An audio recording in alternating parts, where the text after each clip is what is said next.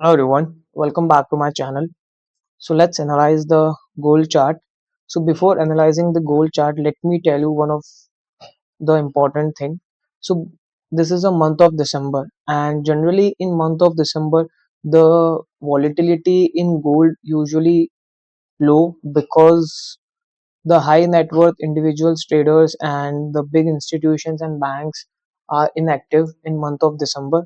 Okay, they are on holidays, so basically because of that you will see the less volatility and less volume in forex segment. Okay, but still we do our work. Let's analyze the gold chart, what the candles are saying, and we will see the support and resistance and any psychology if we are getting. We will understand the psychology of retail traders. Okay, and understand the important levels. We will see that where are the stop loss are placed. Okay, so various things needs to be discussed in order to analyze the charts. Okay, so we will start from daily time frame. Okay, so we all know that gold has been trading at its all time high. So today again market has created its new all time high. Every day as you see after this breakout, market has been creating its new all time high. Okay, so taking selling trades in such a scenario might be risky. uh, it is not, it's not like that we cannot take selling trade. We can take selling trade, but we need to be very cautious. We need higher confirmation. Okay, candlestick confirmation, psychology confirmation, every confirmation needs to be there in order to make selling trade. Okay, so as you see, this is a chart here. At this side there is no chart, so we there is no sense going into daily time frame. So let's shift ourselves to the 4 hour time frame. In 4 hour time frame, if you see कि यहाँ पे price यहाँ पे bullish है, यहाँ पे consolidate किया, again यहाँ पे फटा, पर यहाँ पे क्या हुआ, यहाँ पे ऊपर जाने की वजह प्राइस नीचे आ गया.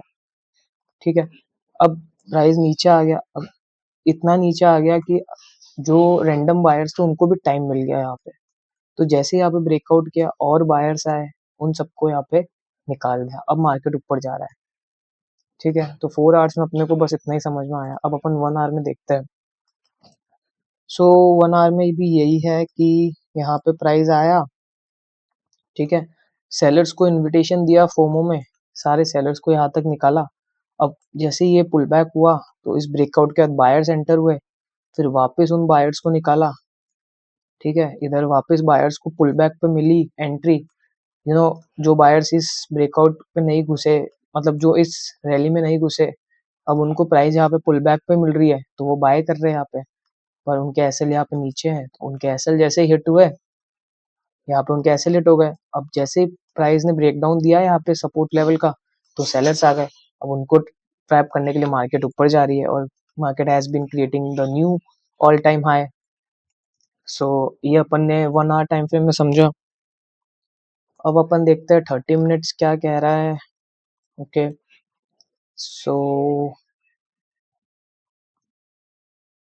मार्केट ने आज ओपन किया, मार्केट गैप अप ओपन किया, फिर लास्ट सेशन ट्रेडिंग डे का सपोर्ट, क्लोजिंग का सपोर्ट लेके ऊपर गया और ये नया ऑल टाइम हाई क्रिएट किया. उसके बाद ये मार्केट नीचे कंसोलिडेट कर रहा है. तो 30 मिनट्स में अपने को बस इतना पता पड़ रहा है. और भी अगर अपन देखें, if we you know analyse further in 30 minutes, so what we see कि यहाँ पे एक रेजिस्टेंस जोन है. जैसे लास्ट टाइम प्राइस ऐसे फॉल किया था, तो इस टाइम भी यहाँ पे सेलर्स आए होंगे जब प्राइस गिर रहा होगा, तो हो सकता है यहाँ पे भी सेलर्स आए तो उनके एसएल खाने के लिए मार्केट ऊपर जा रहा है ना. क्योंकि this is a normal retail psychology कि जितना जितना प्राइस ऊपर जाता है उनको ऐसा लगता है कि सेल करते रहते हैं, पर प्राइस और ऊपर जाता रहता है. Okay, you also face such type of situation. तो यहाँ पे भी सेलर्स आए होंगे, मे बी यहाँ पे बायर्स आए होंगे. पहले तो ब्रेकआउट देख के उनको निकाला, फिर यहाँ पे नए सेलर्स आ रहे हैं, नए सेलर्स आ रहे हैं क्योंकि ये यहाँ पे फॉल किया मार्केट, तो सेलर्स आ रहे होंगे तो उनका एसएल लेने के लिए प्राइस ऊपर जा रहा है, पर we are not getting any sort of volatility, so we can execute a trade. So what we can do is we have to wait, okay, and 15-minute time frame. If you see the chart and you get to no, let's come on 5-minute time frame, and as you see,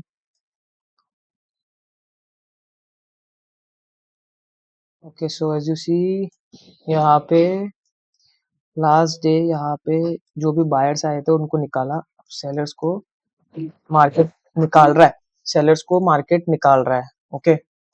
तो अब अपन क्या कर सकते हैं, यहाँ पे आप देखोगे कि मार्केट ओपन होते ही ऊपर चला गया, ठीक है, अब यहीं पे कंसोलिडेट कर रहा है at a higher level, so it is not possible for price to immediately come down at this support level, okay, that's that needs a very high selling pressure, so I don't think it is possible because यहाँ पे buyer strong है, यहाँ पे जैसे price नीचे आया, ये buyers position में थे, इनके स्टॉप लॉस नीचे है, इनके स्टॉप लॉस हिट नहीं हुए मगर प्राइस ऊपर चला गया, ओके, तो ये और स्ट्रांग पोजीशन में है, ओके, बट जैसे यहाँ पे प्राइस ये जैसे ही नीचे आ रहा है ना, अपन जाते हैं 1 मिनट टाइम फ्रेम में to get more clarity, okay,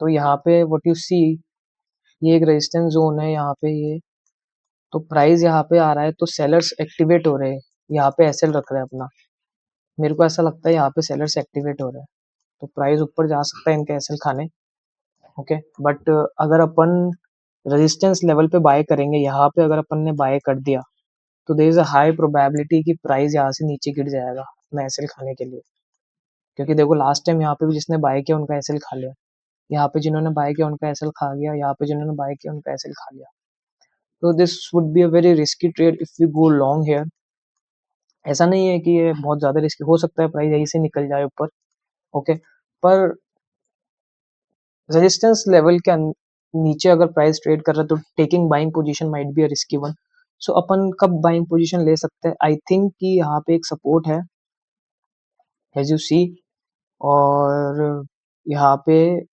resistance है, तो प्राइस यहाँ पे बायर्स आ गए होंगे, रैंडम बायर्स आए होंगे, उनको निकालने के लिए जा सकता है, फिर यहाँ पे आता है तो अपन एक बाइंग पोजीशन के लिए प्लान कर सकते हैं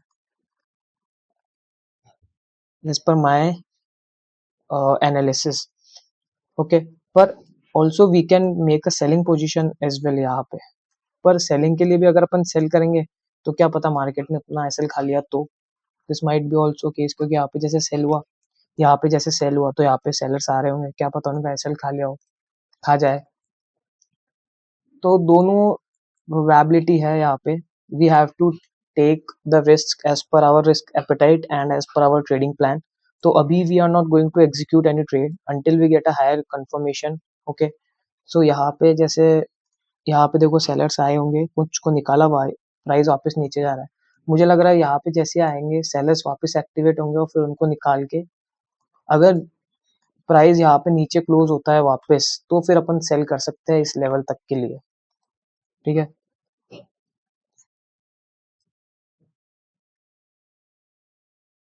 तो बाकी we can not enter in any random trade, because अगर आप रैंडम ट्रेड में घुस जाओगे, देखो जैसे किसी ने बाय किया होगा तो उसके एसएल खाने जा रहा है देखो, अब किसी ने भी बाय किया रहेगा ना यहाँ पे, anyone who must have taken buying position at this place, they must have placed their SL below this round, below this level or maybe here, okay, so once their SL gets hit, यहाँ तक आ जाए price, उसके बाद we can go for long because अपन इसके नीचे SL रख सकते हैं and this would be a very logical SL because we can be saved from the volatility, ठीक है, अगर अपन यहाँ पे बाय कर रहे हैं तो प्राइस ऊपर तो जाएगा, पर कितना नीचे जाएगा अपने को पता नहीं है ना, क्या पता अपना एसएल खा के फिर नीचे चले फिर ऊपर चले जाए, इसीलिए अपन प्राइस को आने देंगे यहाँ पे, और फिर इसके नीचे एसएल लगा के we will go for buy position, okay, this would be a practical trade, this would be a logical trade, and we will wait. और अगर प्राइस यहाँ से फिर भी अपने